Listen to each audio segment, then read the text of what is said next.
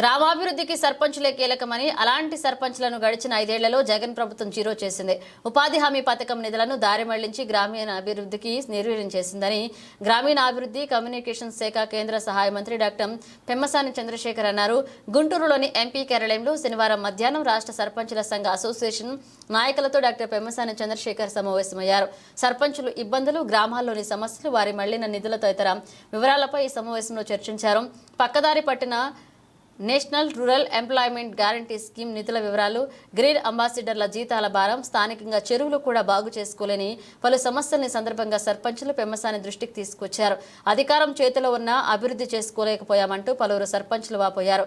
ఉపాధి హామీ పథకం ద్వారా ఇక నుంచైన నిధులను సమకూర్చాలని ఈ సందర్భంగా అసోసియేషన్ నాయకులు కోరారు. కార్యక్రమంలో AP panchayati raj member chamber president YVB Rajendra ప్రసాద్తో పాటు అన్ని జిల్లాల సర్పంచులు పాల్గొన్నారు.